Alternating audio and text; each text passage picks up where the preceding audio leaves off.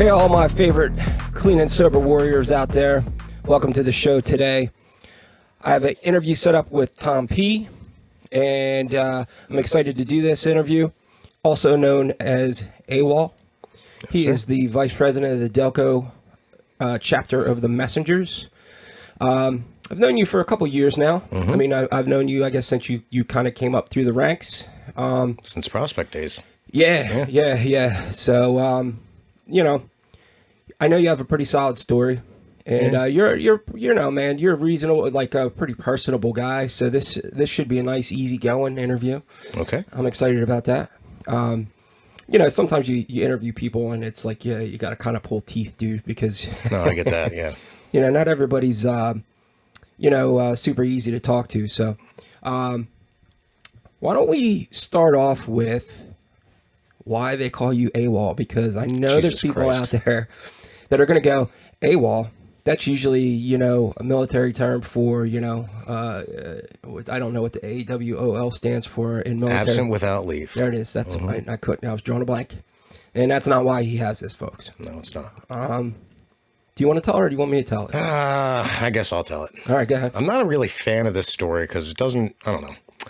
So, January of 2019, I'm hanging around at that point and not even a prospect yet. I'm on my 1990 FXR Super Glide rolling with Patches and Muttley down to the Baltimore swap meet. And it was like 55, 60 degrees that day. It was a little chilly, but like good enough. And no problems all the way down. And we go through the tolls at the tunnel, right? So I don't have Easy Pass at the time. I barely got 2 cents to rub together. And I was always taught, you know, you don't pass a patch member. So the cash lane is all the way on the left. They go through Muttley goes through the Easy Pass. Patches is behind me. And then Muttley's on the right and he pulls over. So I'm like, shit, I can't pass him. And I go through the toll and then I cut across the whole thing. Like 20 freaking toll booths, just perpendicular, right? And unbeknownst to me, there was leaking oil from the oil filter on the FXR coming on the back wheel. So when I went to cut it and hit the brake, it just washed out, slid, bike's shoving me, I'm almost tumbling, and right into the wall. There you go. So folks. I hit a wall. Wait for it, there's more. So the bike, when it rolled, it broke my wrist in 3 places. The cops and ambulance show up on the scene, right? The cops says to Patches, like, sorry, we got to take him.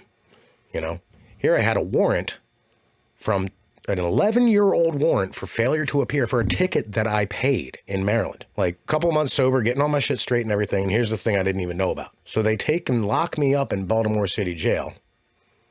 So I was absent without leave. Yeah, I spent the night there, broken wrists and everything. Patches picked me up at like 4 a.m. Yeah, again. Dude, I remember when it happened. It was just one of those things. And so, like, for the people out there that don't know, not every club name has this crazy story to it or whatever. I mean, it could be something as dumb as that, dude. It's just, you know, look. And I just figured we should tell everybody that so that nobody on here thinks that you're like this military guy that just, you know, went missing. So that's not the case, but almost was. Almost was a military guy. It's like one of the only regrets in my life. I got talked out. I tried to sign up twice and got talked out of it twice. And yeah, it is what it is. Probably for the best, though. So when I couldn't play college football and I knew I wasn't going to play college football, I had a local recruiter for the Marine Corps. Right. He was working with me and a buddy of mine who actually wound up being a Marine. Okay. He actually went in and he was my best man at my wedding and stuff like that. But yeah, man, he was working with me and, you know, going over the phases and what we had to do. And, you know, I would have went in as a fat body. So they would have basically just like starved you to death and ran you into the ground. Nice. And then I watched Full Metal Jacket and I went, nah, I'm good, dude. I don't think that would have been one of those things that it probably would have taught me a little bit more, you know, how to be on time, how to get shit done, and, you know, just being a little more bit of discipline. Yeah, dude, it would definitely be a little bit more disciplined. I don't know if it would have stopped me from drinking and doing all kinds of nonsense, but hey, you know what, man? It's just one of those things.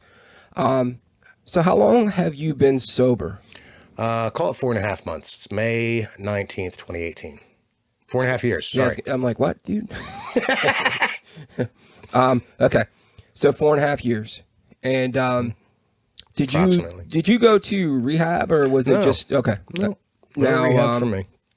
But Probably should have. You're part. You at the time though, you were part of like the group down in like Delco area. Is that where like your home group and stuff like that? So currently don't have real home group. Okay. At the time I was living in Downingtown. That's what it was. I couldn't think of it. And I was hitting meetings in Downingtown and Westchester all the time. Okay. You know what I mean? And the home group was Downingtown Young People's, which I think was a Thursday night thing. No, Wednesday night. It was a Wednesday night thing. So yeah, I remember actually going to those meetings there. Yeah, there's a good core group and like a lot of big meetings out there. Yeah. Westchester area. Yeah. Westchester's a big young people thing mainly because of the college. You know, you get all these kids tearing it up and getting crazy in the college. So, and you're alcohol AA guy? Yeah, primarily. Like I tend to I qualify for either or, but mainly it was booze that really took me out. Right. You know what I mean? At the time I was messing with everything and anything that was put in front of me, but like I fell into AA and I more identify with AA more. Well, if that makes sense. Yeah, no, I totally get it. I mean, I have drugs in my story too. Yeah. But I started off with AA because at the end, drinking really was my problem. Mm-hmm. By the time I went to get clean and sober, I was already, I'd already kind of stopped doing drugs at that point because, I had gotten to corporate America by that point. Mm-hmm. And, you had to do drug tests and all that stuff. So it wasn't worth it. And, you're trying to find a good job, and you didn't want to be in a position where you're like, oh shit, man, I can't get this job because I was smoking weed. See, that's why I worked jobs where they didn't drug test. Yeah, but you know what? Now it'd be a little bit different. Mm-hmm. Back then, any of the higher paying jobs that I was going for at the time, you were definitely getting drug tested. Oh yeah. It's crazy because I had to get drug tested to come back, from Arizona. I got hired to come back from Arizona for this job, and I was getting paid. I got a real hefty raise, let's just put it that way. And I went to see Tool on Halloween night at Tempe Town Festival or whatever the hell it's called. And we were packed like sardines in there because it was standing room only. Mm-hmm. And everybody and their brother was smoking weed, dude. And I was like, it was just, I wasn't inhaling any normal air at that point. Yeah, right. It was all weed. I thought for sure that I wasn't going to pass that piss test. And what's crazy about that is you get that little tingle, like you feel it and you're just like, oh, fuck. I was all paranoid about it. Mm-hmm. And to the point where I actually went to CVS and bought a piss test, whatever, right? Good. But then the next day, I had to actually go get the piss test done. Mm-hmm. And I show up first thing in the morning. Now, I didn't take a piss before I left the house because I was like, I don't want to get there and not have to take a piss. So I get in there. It's me, this dude who's like, he looks like straight up gangbanger dude, and these like 4 other people. So I go in there, piss. Gangbanger dude goes in, pisses. 4 clean cut looking people go in there and piss. You're good, you can go. You guys, drink more water, you're gonna have to piss again. And I look at the dude, he looks at me, and I go, dude, are we getting profiled right now?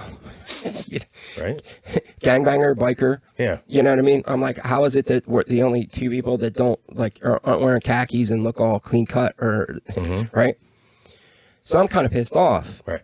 And I'm freaking out because I'm like, man, I can't afford to not get this job, dude. Right. Like, they cut me a check for $10,000 just to move. Yeah. That's what kind of raise I got, dude. It was, yeah. I kind of gave the dude a little bit of attitude or whatever. And then I go in there and we're talking and he's like, look, man, I'm only making you redo this because you don't want to use your first piss in the morning. He goes, yeah, dude. He goes, that'll actually give you false positives and stuff like that. You want to like get up in the morning, piss, drink some water, and then come in. So he's actually throwing me a solid. Right. But at the time I was like, yo, what the fuck, dude? Mm-hmm. Anyway. So along those same lines, when I had my DUI and I had to go to parole. Yeah. Now I got my DUI out in Gettysburg. I'm living in Chester County. So it's like, I don't know, 1.5 hour, 2 hour drive. and would usually have to be there at 9 o'clock in the morning for the days I had to meet my parole, right? I was still running and gunning hard at that time. So I'd be smoking and drinking. I'm not supposed to drink, or none of it. I would be smoking and drinking right up until about 2 o'clock. My cutoff was 2 a.m. And then I would stop, sleep for a little while, wake up, and after literally hours of research on Google, I figured out, how to do it. And I would stop at the GNC on my way there, buy a very specific cleanser, 2 of them. It was like $100 every time I did this. Buy 2 of them, just chugged the hell out of them on my way in there, passed every time. So for anybody out there that's listening, yeah, don't do that. that you can't do that anymore. They actually do test for that now. Really? Yeah. Okay. So back in the day, you used to be able to take Golden Seal. It was called Golden Seal. Yeah. And you would be able to pass a urine test if you're smoking weed, and they now test for that. So anybody that's out there listening, don't try that at home. Yeah, don't do that. Don't be like me, kids. Yeah. Well, first of all, just don't do drugs to begin with. Yeah, right. And then you'll be good to go. What made you decide to get clean and sober? So with me, there was no decision. It was a straight up act of God. Okay. All right. Like looking back, I had the tendencies and everything of an alcoholic from childhood. You know what I mean? Which we can circle back to that. But at the time, I was a functional alcoholic drug user for eons, right? Get blitzed and everything here and there and got my DUI. And I honestly, I think that was a bogus DUI. I was a little bit over the limit, but I don't think I should have gotten pulled over, that whole deal, you know? But it is what it is. I don't know. I don't know if that helped me or not. Do you know what I mean? I mean, sometimes getting popped for shit definitely kicks you over the edge. True. That one specifically, not really, because it was years after that. Okay. You know what I mean? And it wasn't until my pop died, and then immediately my now ex-wife cut me off from my kids. And that's when I really right down, So it was a couple years of just smashed every single night. Got kicked out of my girlfriend's house after a while, and then I ended up moving in with my mom. And the standard routine was get done work, go to the bar, and I wouldn't get crazy at the bar, just like keep myself at this nice level. Get home, right? I didn't have a problem, because everything was fine. But then home, I'd make myself this giant rum and Coke with about that much Coke, right? And just be blacked out every night. And at some point, my mom got tired of picking me up off the stairs when I would go downstairs for the bathroom and to have a cigarette. And just like fall down the stairs, wake up all sore, not even sure what happens. And I remember So you're blacking out? Oh, yeah, 100%. Every night. Yeah. Every night. That's basically why I quit. Yeah. When you're blacking out, that's a good sign. It's time to quit, man. Yeah, but because I wasn't getting kicked out of bars, because I could still hold my job, I didn't have a problem. Yeah. You know what I mean? And people would say like, oh, I hardly ever drink. I'm like, you're fucking lying. Like they would say I'm having one beer, and I would not, like, how do you have just one? What are you talking about? You're full of shit. Yeah. Yeah. But But anyways, to get back to the question of like what happened. So fell down the stairs one night. My mom picks me up, puts me back in bed. I remember that actually. And the next day I had off and just hanging out, cleaning up the house and whatever. And she shoots me a text like, you're going to a meeting tonight or you're getting kicked out. Right. So I'm like, okay, you know, whatever. Go into that thing. Like I was confident as hell. Right. Because I'm going to hide my drinking for a little bit. I'm going to learn from you people, like what you fucked up, and I'm not going to do that. You know, I'm going to hide it, everything. And then 6 months later, I'm cured. I'm going to the bar, you know. Yeah. And I got into that thing and people started talking. And about 10 minutes in, I'm just fucking like borderline sobbing, dude. Like, I'm like, oh my God, I'm worse than you. I'm worse than you. I'm way worse than you. Holy shit. And it was it. I was done. Yeah. You know, total paradigm shift. Like, I wasn't looking for help. I wasn't trying to get help. I was forced to go to that meeting which like, thank God for that. But like, did your mom know? I mean, was your mom in AA or anything? so she had been going to Al-Anon for a good month or two prior to this whole thing. Okay. You know what I mean? I don't know if she still goes or not, but like she was doing that, and I guess that's where she kind of straw that broke the camel's back or made a move to do something. Okay. You know, because it was just kind of weird looking back at it, Right. but it was literally like boom, and like, oh my God, I'm a piece of shit, and I'm like, so the one dude, Dave, comes up to me and he's like introducing, and I was like, okay, what do I do next? You know, and that was it. That was So all she wrote. it's unique though that I actually had that conversation with somebody on it was a post that was going on around Instagram. Okay. Because my Instagram right now is blowing up for whatever reason. Right. Can't get my channel to blow up, but Instagram's blowing up. And they were talking about the stigmatism of where you need to be, lost your job, lost your house, lost your wife and kids, lost whatever. Nope. And that needs to go away, because not everybody that's out there that has a problem has all that happen to them, and I'm one of those people. Yeah. I was able to keep my job. I was able to keep my wife and house and all that other stuff. But you know what, dude? I was still a piece of shit drunk. And, you know, I think that the stigmatism needs to go away, and people need to start really looking at it as a bigger picture and going, hey, is this really controlling your life? Yeah. Like, Do you have that allergic reaction? And the way you said that, the allergic reaction, it's funny because, like, I kind of think my dad's dead now. I can't ask him. He was unfortunately died before I got sober and everything. And honestly, I don't know whether I would have if he didn't pass. But you can't second guess all that shit, you know? Well, I mean, like, you don't know what it came down the pipe afterwards. Correct. That may have Correct. changed it for you. But it kind of seemed, in talking to people and everything, it seems more like it's not something you do. You know, there are guys that never want to get help and are just, you know, they run and gun until they die. Then there's guys that want to get help and they try and they try and they try and they can never get it. You know?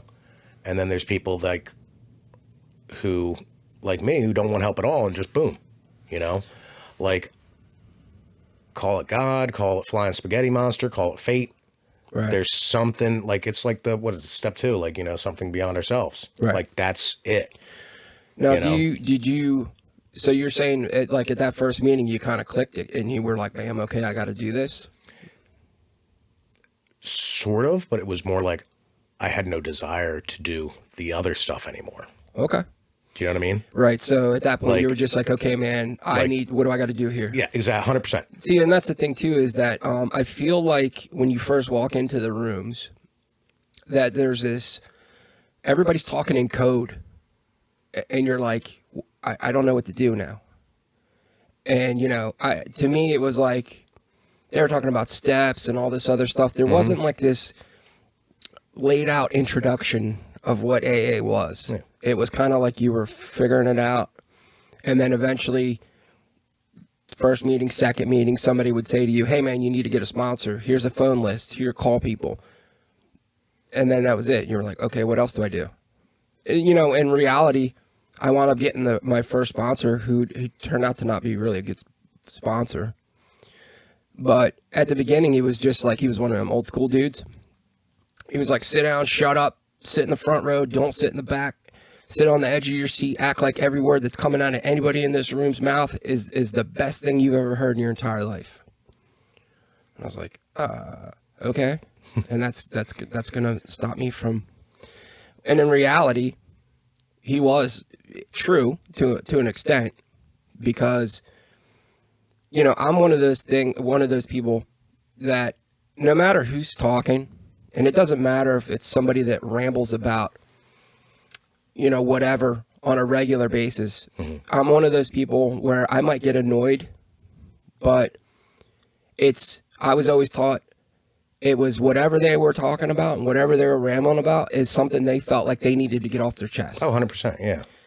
Like, I'll let somebody just go because I know they need to vent and they need to get it out there. Right.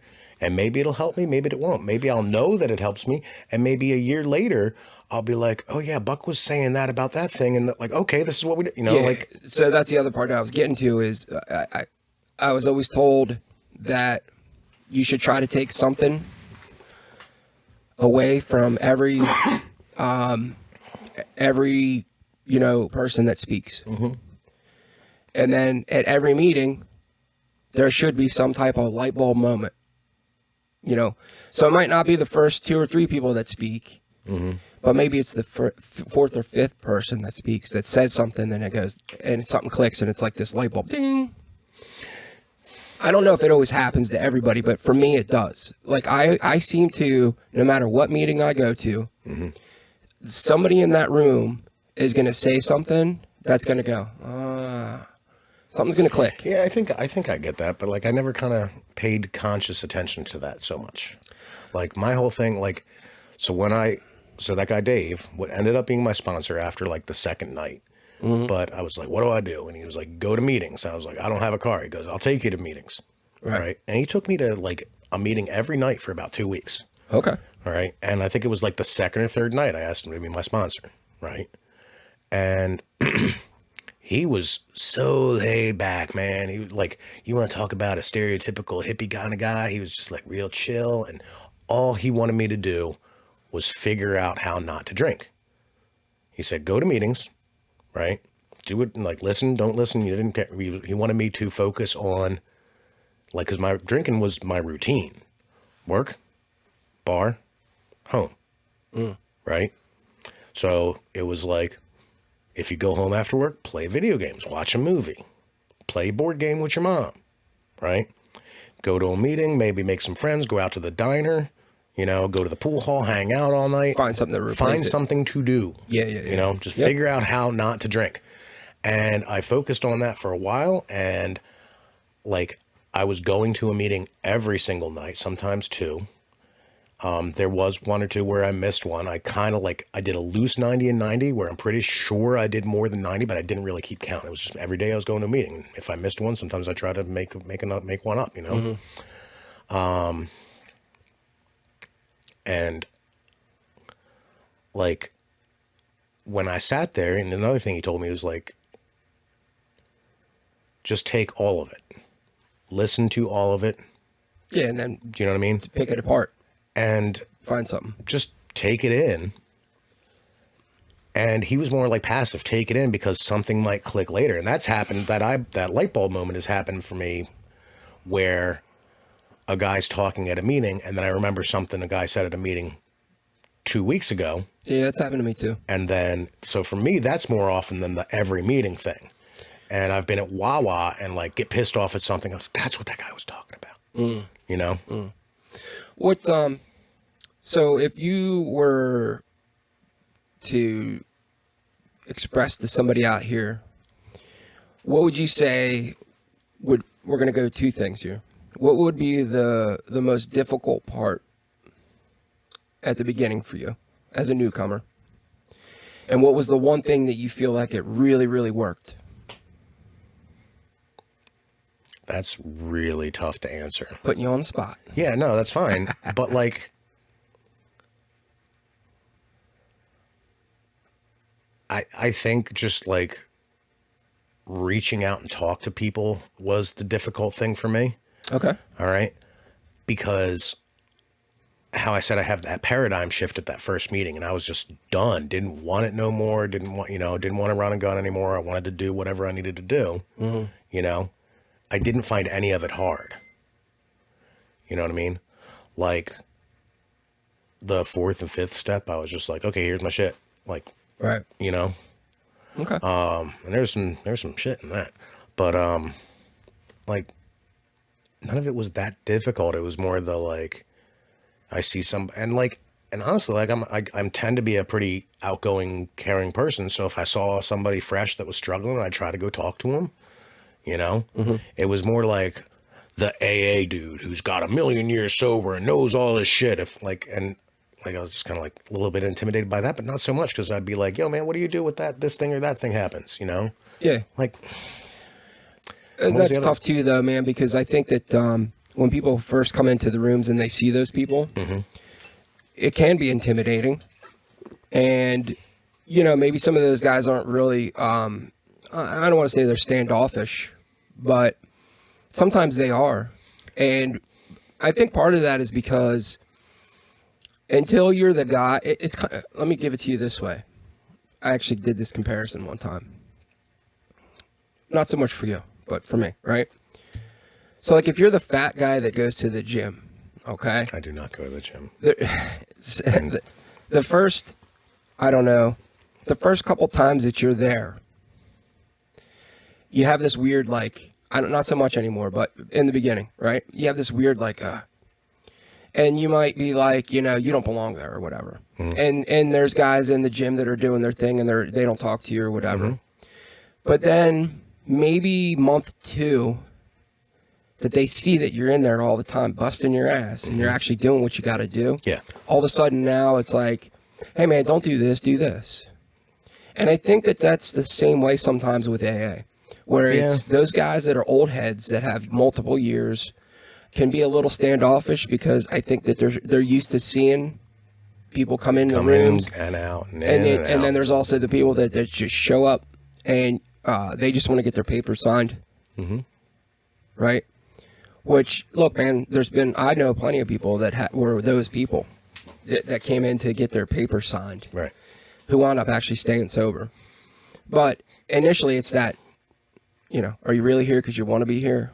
You know, so for people out there listening, don't fall into that trap.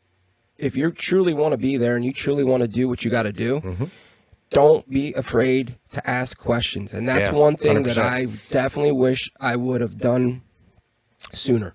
And like, I'm the guy that I'll annoy the hell out of you with a million questions. You know what I mean? So like, I didn't really have that kind of problem. Okay. If that makes sense.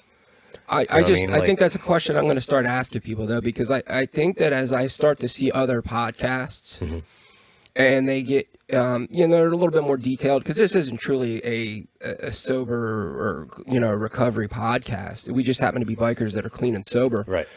But I think that seems to be one of those reoccurring things where they always seem to ask that, because I think that there's people out there that watch these that maybe are interested in getting sober or might want to get clean and sober and maybe don't know how to get there to do what they got to do. And there's questions. So I'm like, you know what, man, why don't we throw some of those out there and maybe somebody will read it or hear it. Sorry, not read it. And go, okay, cool. Yeah, like if anything I can say helps somebody, great, you know? Yeah, exactly. Because, you know, if you're in those rooms and you're not forced to be there, meaning i.e. it's not court appointed or, God forbid, a wife or something is forcing you, and you really want to be there, you really want to get clean and sober, right? You got to do what you got to do in order to get there. And I really wished I would have asked more questions at the beginning instead of, and I really wished I would have put a little bit more thought maybe into my sponsor at the beginning. But see, and that's where I kind of get more laid back with it, because everything happens for a reason. I have been shown that so many freaking times in my life that I don't even like, I'll get pissed off about stuff or sad about stuff, and then I'll be like, well, something happens from it. So like, and then I'll just move on, you know? And like, if you get a shitty sponsor, you're going to learn from it. You know, that made you a better sponsee and or sponsor after that. Cause now you know what not to do. Yeah, that's true. You know, I saw a thing the other day. It was like, the most dangerous guy in the room is the guy that says it is what it is. Because that guy is going to be the guy that, oh, you're going to leave me? All right, it is what it is. Yeah. Oh, you're going to do this? All right, it is what it is. That guy has already accepted and moved on. That quick. Yeah. So when you get to that mentality of, and this is why I said earlier, used to be, of, I don't give a shit what other people think of me. I do what I do. You don't like what I am or what I'm about, that's on you, not me.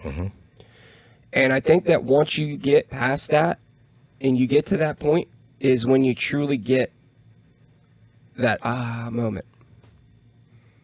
Yeah, like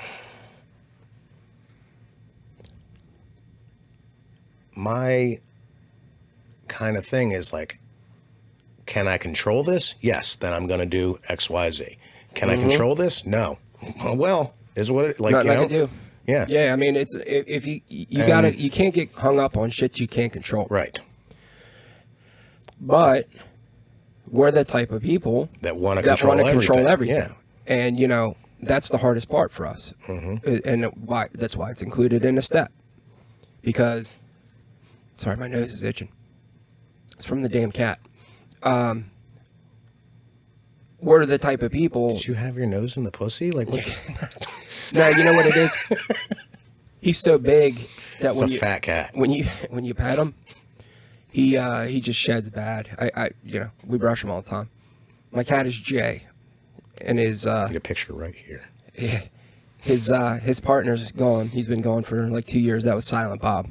Okay, yeah. So yeah, Silent Bob's been gone, I think, 2 years now.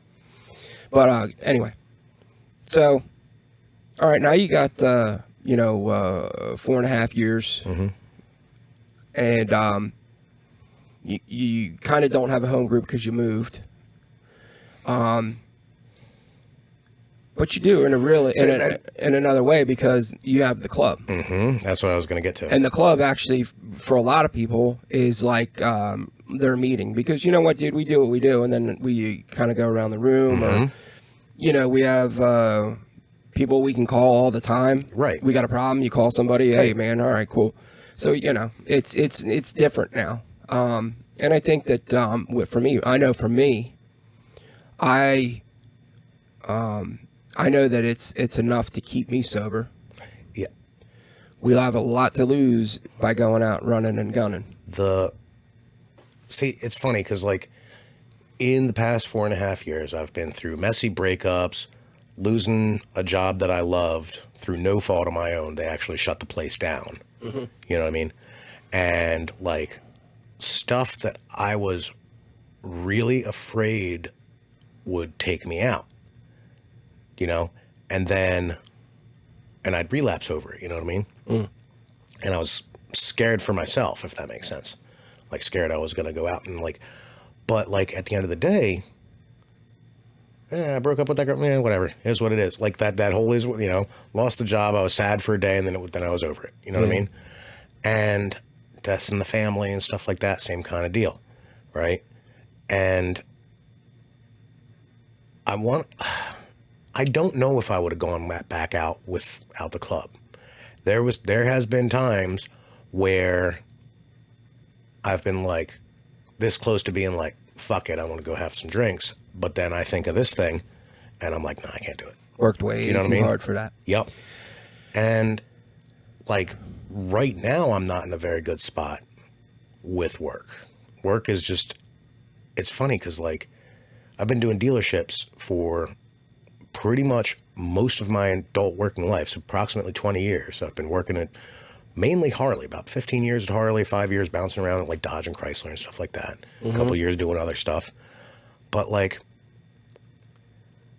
right now we got a bunch of drama going on, people quitting left and right. I am doing the job of 3 people,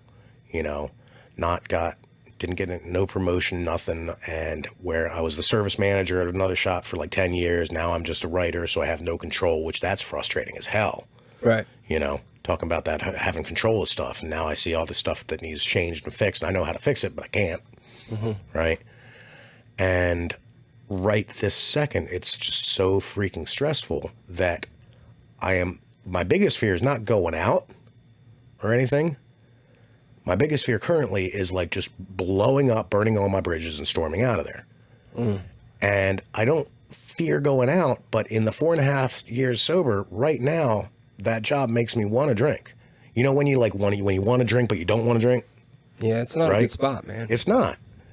And recently with, going to church and going around the room and having our little club meetings, that has helped immeasurably. Do you know what I mean?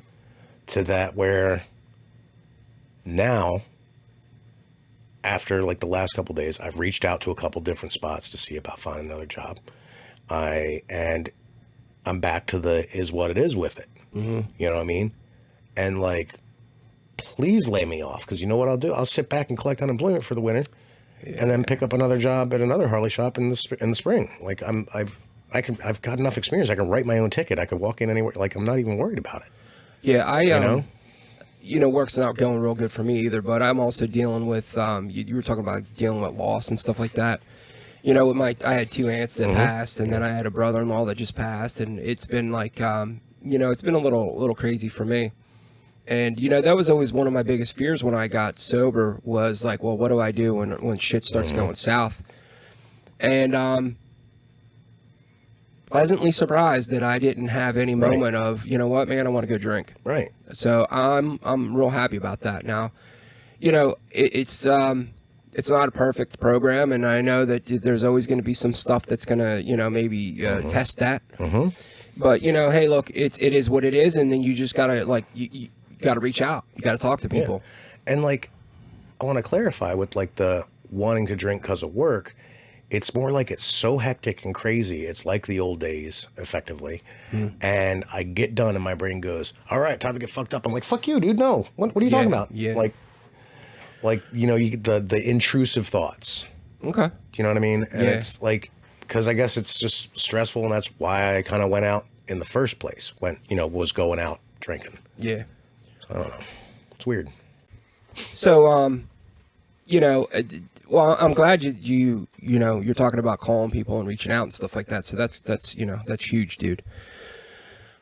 I just, man, you always hate to see anybody going through it. And, I've also, in this club, I've been around a little bit longer than you. Mm-hmm. I've seen people go out. Mm-hmm. I have too already. Yeah, you have too. A couple of them. And it's heartbreaking because, that's somebody that you were super tight with. I won't mention names, but that little guy that went out recently. And then, you're like, man, dude, it just blows your mind sometimes, but it happens, man. Just like it happens in the rooms, man, where, you got a crew of guys or whatever in the rooms that you associate with all the time, and all of a sudden one of them goes out or whatever, and you're like, dude, why didn't you call somebody? But,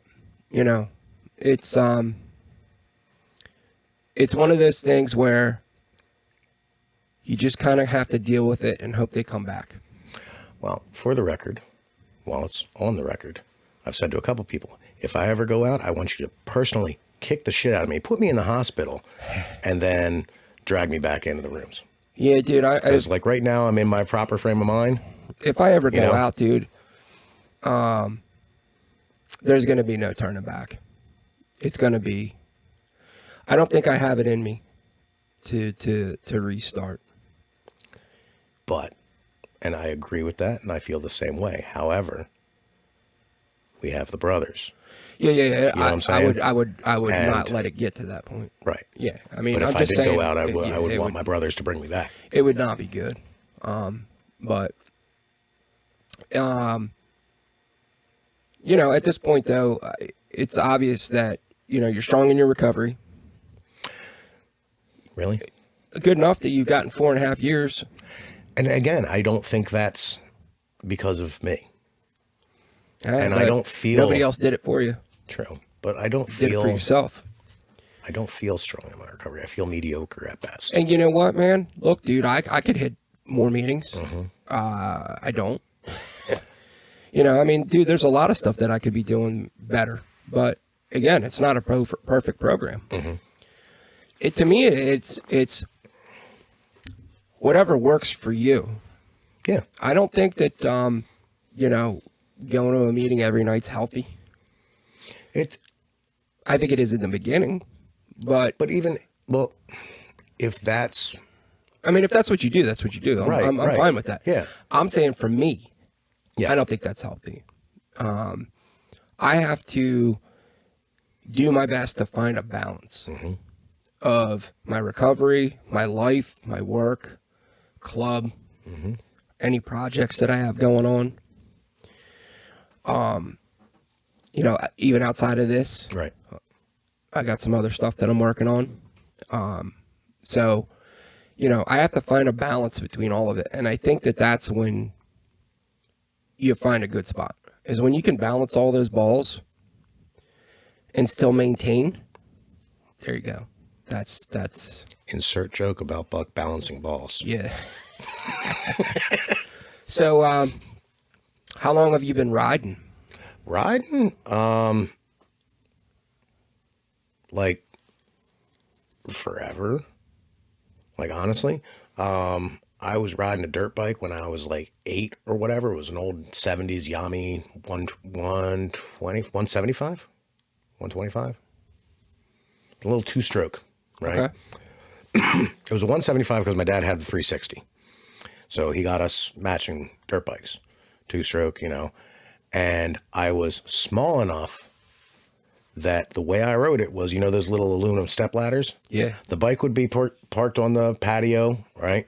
And I could push it around and everything and manhandle it into position where I needed it. I put the little step ladder on, climb up, get on, kickstart it, and kind of in one motion step off of the step ladder, go and kick the kickstand back, right? And I go doing around like I made a little course in my yard and everything, and periodically I would drop the bike in the backyard and I would lift the bike up and walk it all the way back down to the patio, right? And get right back on and do it again. That's about 34, 35 when I was just had this like, pop, why didn't I was talking to my dad. I was like, why didn't I just bring the ladder out to where the bike was instead of lugging this big ass bike all the way back? He was like, I don't know, I always expected you to put it together, but never did. You know? So I did. He always said I wasn't doing any street riding until I took the safety course. So took the safety course, I want to say when I was 17 or 18, you know, and I think it was 18. And then got a little Yamaha 250 to cut my teeth on. And half a season, I was ready to throw that thing in the weeds and light it on fire because it was too small. And end of that season, I got my first Harley, which was a 1990 FXR. Ran that till it had 150,000 miles on it and had that accident. And I was just like, okay, baby, you know, go for me stupid money. But like, yeah. This is what, so the guys that always buy the Harley 883s, you know, I think that's a bike that's okay for some people, but I think for a lot of people, after they buy it, they go, damn, I should have at least bought the 1250. Yeah, like the 883, and like I said, I've worked for Harley for a hot minute. Even the 1200, okay? The Sportsters in general are great for short hops and really, really tiny people. I feel like it's too overpowered for a starter bike. Okay. But it's not powered enough for a regular. You know what I mean? Right. Like, if I had stupid money, I would love to get me an old Ironhead Sportster and turn it into a 70 style chopper, kind of like the one Patches has, you know. And that would just be like, you know, kick around town bike. For a daily, for that, like. Yeah, see, I'm too big to be riding a Sportster. Motorcycle thong. Yeah, dude. This goddamn circus bear. I mean, I have one in the garage. What? Yeah, man. I got a buddy of mine. He's actually the guy that taught me how to ride back home in Western PA. What year is it? I think it's a 2010. Sporty? Yeah. Want to sell it? 1200. I got to get the title for it. That's the other thing with my recovery. You know, it's kind of like part of the reason I feel like I'm mediocre in recovery is because like some of the tendencies and traits, like wanting to get the booze and everything and whatever, have translated to other things. I currently have 3 motorcycles and I'm getting ready. Like I'm always looking for another one. Yeah, but you know what, dude? And that's healthier. There's a lot of us that have that problem, dude. Right? I have the worst. I actually wound up going to therapy because I realized that I have a problem where I have once I get a thought in my head, I can't get rid of it. where got to get a new truck, got to get a new truck, got to get a new. So it'll be there, and then all of a sudden I'll go buy a new truck. Even though I can't afford it, I'll go buy a new truck. But going back to that bike though, so because I don't want to forget this story. So the guy that actually taught me how to ride when I grew up used to let me ride all the time. No license, no nothing. Right. Would let me ride whatever he had. He wound up getting real sick, and you know, I loved him like he was an older brother. Okay. My dad was in a wheelchair, so he used to take me hunting. He used to take me out riding. I mean, he spent a lot of time with me, and he did it because he knew that my dad couldn't do it. But then we wound up forming this bond where he truly was like a brother to me. Yeah. He worked in a coal mine, and he was the first guy that they would send in after they would blow it to put the roof bolts in. Okay. And he had a mine collapse on him. Ooh. And it crushed his hand. So he wound up. But he made it out. He made it out. That's good. But he wound up, you know, not being able to go back into the mines because once he got healed and all that, I guess he went down again and like had an anxiety attack. Okay. So he wound up having other jobs. But come to find out, he wound up getting sick from being in the mines all those years. Yeah. And so he wound up passing away, and he left me the bike. Nice. So he left me a Sportster, and it only has like 783 miles on it. It's brand new. Also, you want to keep it because, like... Yeah, but I can't even get the title for it. Why not? There's issues with the family. I don't want to get into on film. Gotcha. I'll tell you about that later. But so I have to kind of do my own thing to get the title, which sucks, man. It's a lot of work, and you know I need to do it. It's not a high priority on my list. Yeah. But it's like something like that you might want to keep. Oh yeah. Even if you're not really riding it. Like one of my bikes is my dad's old '89 Tour Glide. Yeah. You know, and the oil pump went and the flywheel scissored. Well, the flywheel scissored and that threw the oil pump out. So it just needs a motor. Now, with my connections, it wouldn't be that difficult to get a known good Evo motor and throw that in there. Right. But I just like keep backburnering that project. Yeah, man. You know what I mean? It's one of those things where it's like you want to do it, but you just don't have time or money. Well, at the end of the day, that bike, as it sits, is probably worth maybe $1,000. You know, maybe if I'm lucky. Restored and everything, it might be worth 10. You know, to where it's like, you know, rideable and decent and everything. Yeah. To do what I want to do it, I'm going to be spending 20 or 30. Yeah. You know, and with that bike, I don't care. Right. You know, because you're gonna keep it. Right. That's forever bike because that's my dad's bike. Perfect world. You know, get a motor, work it out a little bit, repaint some of the bodywork, freshen that up, fresh wires, fresh speakers, and a sidecar. I really want to get a sidecar in the worst way. To take Iris around, stepdaughter, she's tiny. Take Iris around, but then get a dog, take the dog around. But B, for club stuff. Because we got a couple old guys, one particular, you know, who got no leg, can't ride, but he comes to all the stuff. Yeah, dude. So how dope would that be to throw a prospect in the side hack and throw him in there, and like now he gets to ride with us? That'd be cool. That's the main reason why I want that. I always wanted to do the sidecar just so I could do my dog. Yeah. I'd love to have my dog. I don't know if my dog can handle it though. My dog is so crazy. Yep. She just wants to like chase after everything. She'd probably be fine until we were ripping down the street and she saw a squirrel and be all over. 80 miles an hour, she'd be jumping out of it.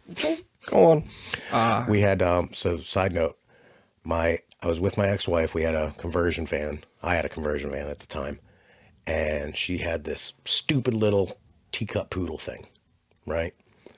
And like it was okay. It was just a stupid dog, but like we're driving, kids are in the back, and my window's down. The dog's like up on my arm, looking out, and then the dog barks and just out the window. Little tiny dog, 45 miles an hour. And I look in the mirror, and it's like Beavis and Butthead run around, just tumbling down the road, freaking out. Pull over. Dog's like, "Hey, what's going on?" Wow. Perfectly fine. No body weight to her though. But yeah, dude, the sidecars, man, it's that's a pretty expensive proposition though, because I know somebody that had one. They're not cheap. No, not at all. And then, you know, but they do have them now too, where you can bolt them and unbolt them, so you could use the bike as sidecar or not as, you know what I mean? You can take it off. So I thought that was kind of cool. Like the Harley ones are more gooder because they stay More forever. gooder? Yeah, more gooder. But I'm kind of thinking like, I don't know if I want to get a sidecar for my dad's or like keep that straight. And I'm thinking about getting like something like a Softail Slim or a Fat Boy and putting like an old retro style sidecar on that. Just a smaller rig, because I feel like the smaller rig might do a little better than the big rig. I tell you what, man, I saw some badass custom bikes today down at the toy show. You know, man, there's always a good, variety of bikes down there. Yep. And it just seems like over the past couple years, there's a lot more customs. And you know what? I saw one today. Me and Smoother were looking at it. It was like this badass like LA Cholo. I call them a Cholo bike. It's so like the Spanish and Mexican guys that do them in East LA. Right. What kind of bike was it? It looked like it might have been like a soft tail. Okay. But it was like straight piped with these crazy fish tails. But it had that big 21-inch spoke rim on the front. No, it didn't have that, but it had this. You know what? That like 70s paint job. Okay. Yep. It was just badass, dude. I was like, man, that's a sweet bike. That's what I'm gonna do something like that with my FXR. You know, my whole thing is like I see some of those bikes, and we walked past one. I mean, the guy had air lift kit. Me. Bags. Fenders with it was all smoothed out, so there was, you know what I mean. It was a badass looking bike. He had that giant front wheel. It was all blacked out. It looked awesome. But I'm going, I can't see spending that kind of money on a bike. And look, we all have fairly expensive motorcycles.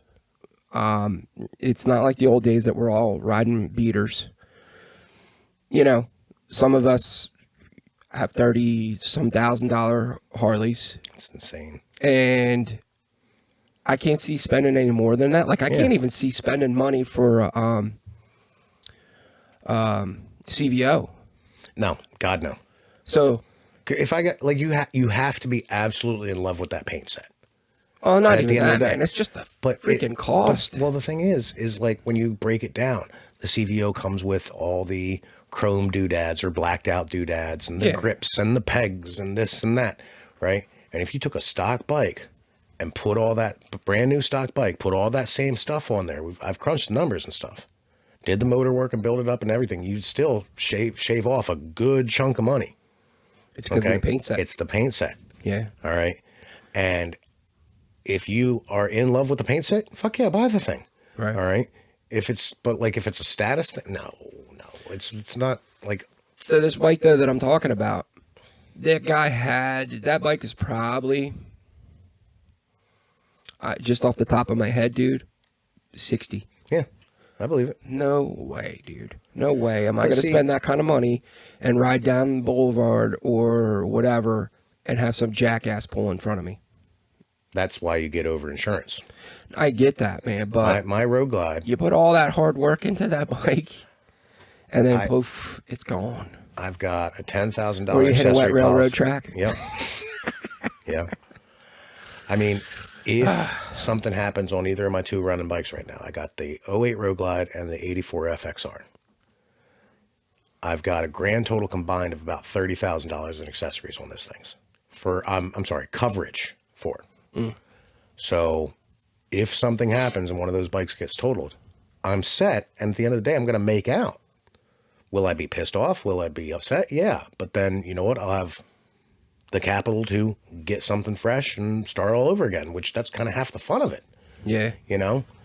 And like these guys that put crazy money into their bikes, like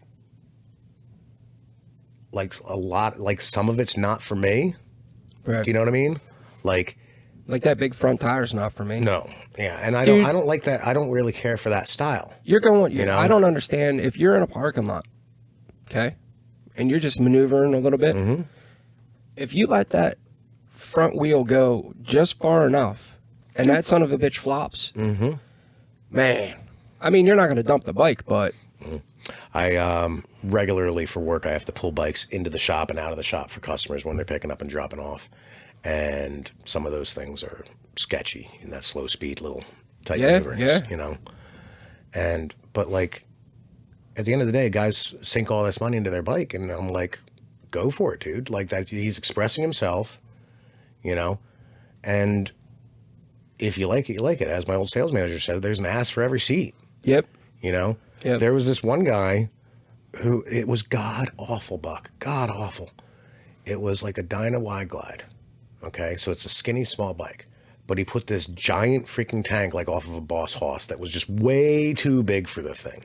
Right? It's all green and like green and cream with sparkles all over it. There's brown leather, right? With tassels, just tassels for days on a skinny bike. Like, it doesn't look right at all. He's got like gun grips and like revolver pegs, and like the actual brake pedal looked like a little gun that he put step on. And it was all done up with like this Western kind of theme, sparkly green paint job. And then the centerpiece on the center of the tank is a handmade picture, big giant thing of John fucking Wayne. Right? And it was the most gaudy, awful thing I've ever seen. But he loved that thing, and I was like, okay, brother, if you like that, you know, go for it. Do you? Yeah, man. You know? Dude. I've seen cars like that. I've seen bikes like that.